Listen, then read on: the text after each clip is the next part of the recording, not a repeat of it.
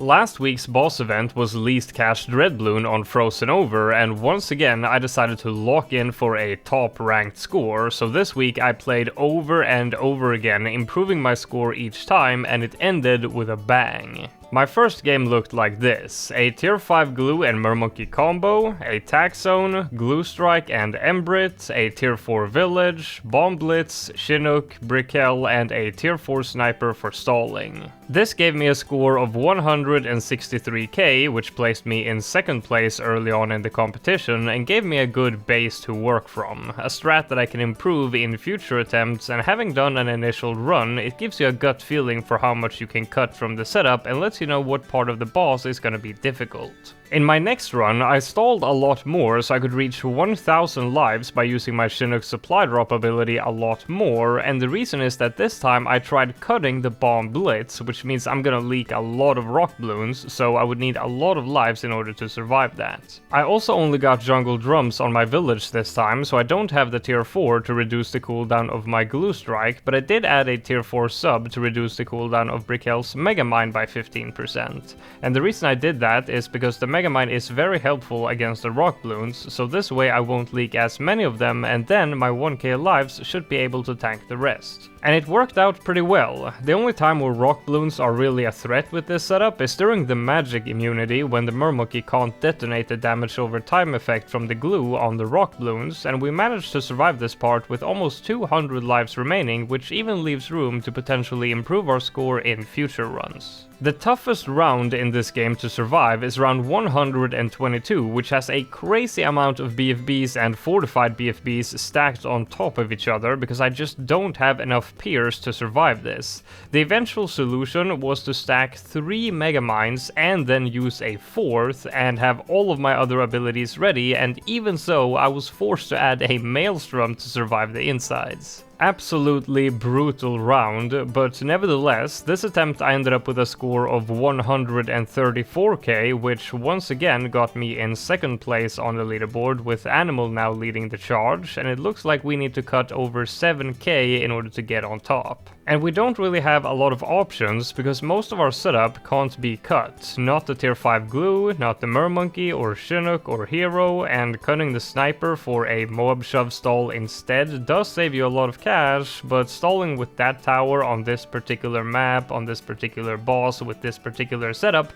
is almost impossible, because your stall is gonna get messed up by other bloons. And cutting the village doesn't sound like a good idea either, because then we lose our discounts, so how much money would we really be saving for sacrificing our drums? Certainly not enough, and the glue strike provides a crazy amount of extra damage for the price, so it can't really be that either. So here I had two ideas: either I cut both the sub and the brittle, or I cut the tack zone in exchange for several cheaper towers for damage instead, and what I decided to go for was cutting the tack zone. And what we're exchanging it for is destroyers. This is another very cost-effective tower that you see a lot of in least cash runs, and with this setup we have Brickell's naval tactics ability that doubles the attack speed of water towers, and since we're gonna get a sub and a brittle, these destroyers will be very effective. And keep in mind that the destroyer is a tier 3 tower, so we're gonna get discounts on all of the upgrades. This time I start the game with my free glue, and then the cheapest tower I could get, which is the mermonkey. Well, actually it's the sub, but I can't get that first because it's a military tower, and there is a military monkey knowledge that causes the first military tower you place to get a big discount, so I want my first military tower to be my most expensive one, which is the heli. Then I get my first discount village, and then discount my hero, since that's more expensive than the mermonkey, and after that I get 2 more discount villages, because this time we're gonna be getting a lot more low tier towers than before, so this time around it's definitely worth it to get more than 1 discount. So we're gonna use the Chinook to move towers around and triple discount everything except for the hero, which only got 1 discount, and the heli itself, which only got 2 discounts because one of the villages can't quite reach it. So at the start of tier 1 we buy the Chinook upgrade, and then we're gonna stall each round so we can farm a ton of lives, but there is a limit to how many lives you can reasonably farm, because once you reach 1000 lives,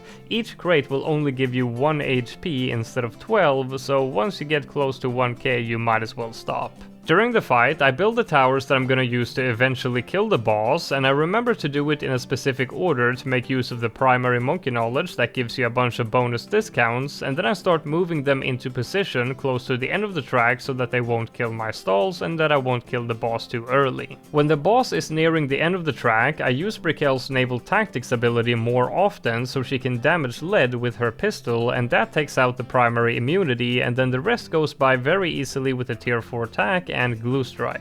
So I do still have attack, but I'm not gonna upgrade it to tier 5. I'm gonna be getting 4 destroyers, but getting more than that means that they won't fit in the center water puddle, so at that point getting a tier 4 attack is gonna get you more damage than adding a 5th boat in a bad location. So that's tier 1 done, and now for tier 2 we're gonna do the exact same thing. The glue is now tier 5 and so is the mermonkey, so once again all I do is stall to the max and then kill the boss at the very end of the track, and then we move on.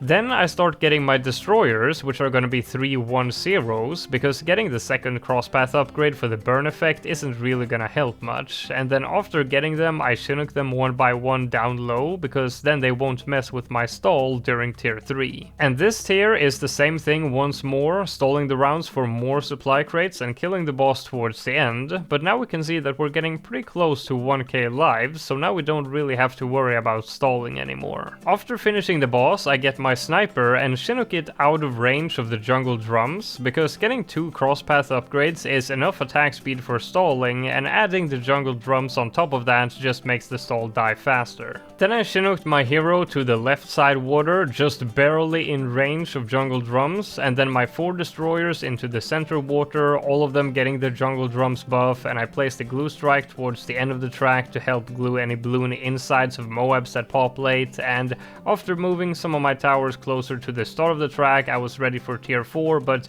this tier is also very easy and we no longer need to stall or anything, so let's just cut to the final tier. But before we do that, we still need to get the final tower, which is the sub, but this week has a maximum limit of 15 towers on screen, so we first need to sell one of our discount villages, so the sub will only get 2 discounts. When tier 5 starts, I Chinook one of my destroyers near the start of the track, because that way we can get some extra early damage onto the ceramic layer, but it won't be able to damage the lead layer yet, because we need the glue strike or embrit to remove the lead property for that, but right now it's immune to primary. When I place down my 3rd megamine of the round, I place it a bit further away from the boss so it won't explode immediately, because if I place it too close the explosion is gonna hurt my stall and I don't want that. You also see me replace the mermonkey totem a lot, and that's to increase the damage I get from the mermonkey tower. If the boss is in range of the mermonkey tower and you place the totem and then take it away and then replace it over and over, you will get a lot more harmonic effects than if you just didn't do it at all, and since most of our damage comes from this tower, this is a must do.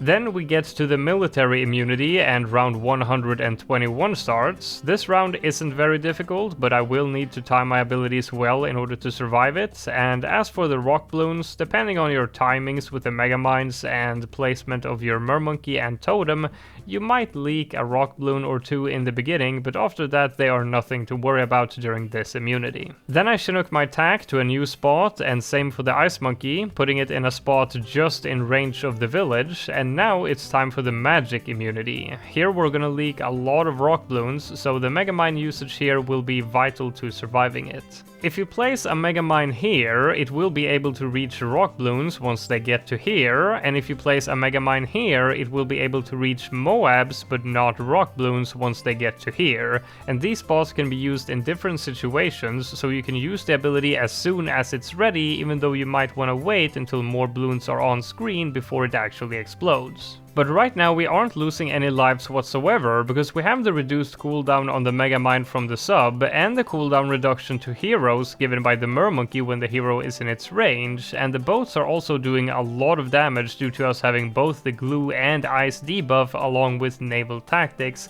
But towards the end of the round we will need to start stacking megamines to prep for the dense BFB rush on round 122. So while we are stacking those mines, we are going to lose out on a ton of damage onto the rock bloons, so we will leak a ton of them. So I prepped 2 mines and I also micro my sniper just a little bit to try and make the stall survive a little longer, a trick I took from Animal, who just uploaded a video of his run, which was extremely impressive, and turns out he used a completely different strat. When round 122 starts, I set the totem on top of the BFBs to try and spread them out a bit, and set all of the boats to last, because there is a monkey knowledge that increases their attack speed when you do that, and then I place a 3rd mine in the same spot. Then I keep using the Mermonkey to try and take out some more BFBs, and then I Chinook my tier 5 glue to be closer to the end of the track so it can help out with the insides once they all pop, and when my stacked mines hit, I use a 4th one, and then my naval tactics and glue. Then the next round begins and the rock bloons stop spawning. This round isn't very hard, just try to pop things one at a time using the Mermonkey and glue and it will be fine. Now, my Chinooking of some towers certainly wasn't perfect here, so I did miss out on some boss damage, so I was a bit concerned that this might not be enough. But eventually we take out the magic immunity, so now the Mermonkey can work its magic once again, and the rock bloon shouldn't be an issue, because now everything can damage them, and near the end of the track they also loop around a bit, which gives the Mermonkey lots of time to damage them. And with a few seconds to spare, we take down the boss with a score of $125,655, landing us in 1st place right ahead of Mr. Pytrek and Animal, and we only got 14 hours left on the event, so I thought this might be it. But just in case it wouldn't be, I started theorizing on a better strat, and I'm glad I did, because a few hours later, Lendoli, using my name, came in with a better score, cutting $1,680 from what I got. So later that evening, as I was playing some Counter-Strike with some friends, I saw this and went into full panic mode. Now I only had a few hours to make this new strat work, and a game takes a long time. 2 hours without any retries because of all the stalling. This time I'm gonna attempt to cut the sub, which will make the rock bloons very hard to survive, and on top of that lose some boss damage, because that will mean less megamines and less naval tactic abilities. So to make up for some of that lost damage, I will get myself a tier 4 village, because that will increase the uptime on my glue strike and also give my Embrit more range, which is good in case sometimes I might be slow on moving it around with the Chinook. And getting this tier 4 village doesn't really cost me much at all, because it also gets me more discounts. First of all, it allows me to get 3 discounts on my heli instead of 2, since this village has more range, and it also gives tier 1 upgrades for free on primary towers. So I get this village first, and then all of my primary tier 1 upgrades are free. Other than that, everything is the same in this game as the last, so I'm gonna skip straight to tier 5. This time things were a lot more difficult. I stacked 2 megamines in preparation for round 122 just like before, and I survived with 121 HP, so it looked like everything was fine. I didn't need the sub to deal with the rock bloons, but now round 123 turned out to be hell. Last time, the rock bloons had just stopped spawning at this point, but this time, probably due to the lack of the sub, I've gotten a bit less damage onto the boss, so they are still spawning, and apparently that makes dealing with this round super difficult, because those damn rock bloons often block the attack of the Mermonkey. What I want to do is to take out the said OMGs one by one using the Mermonkey and glue just like before, but the Mermonkey's attack often tries to target a rock bloon first, and then the attack just stops.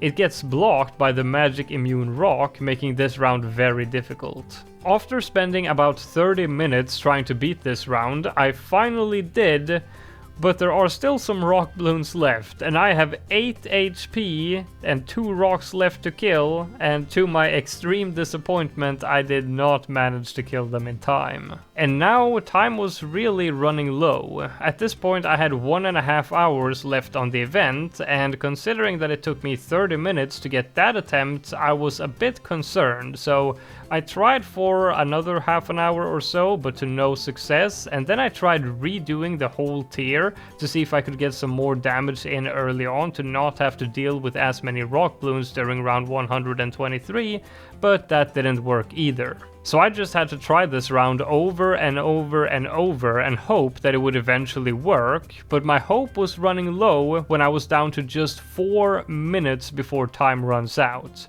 But on the very next attempt, I finally managed to clear the round once more.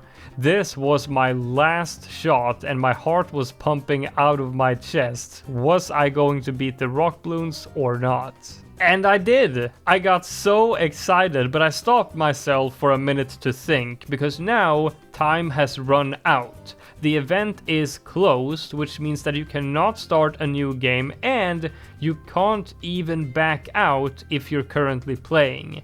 If I back out, I won't be able to go back in again, so I have to finish the rest of the boss in one attempt. This is how the leaderboard works. There are 2 timers, one that ends when the entries to the leaderboard is completely closed, the event is completely over, and one timer that ends 1 hour earlier, and that one is the one that marks the point in which you can no longer start a game or go back into an existing one. Here, once more, my boats are set to last to increase their attack speed, and just like last time, my Shinnooking was far from perfect. Earlier this round, I didn't even use it when I was supposed to, because I was 100% focused on just attempting to beat this round before the event ended. So once again, I was worried that I might not have enough damage, but I did. It wasn't all for nothing, and it all paid off in the end, and I finished in first place. Oh. My fucking heart right now, dude. Oh. Oh. Bro. Oh.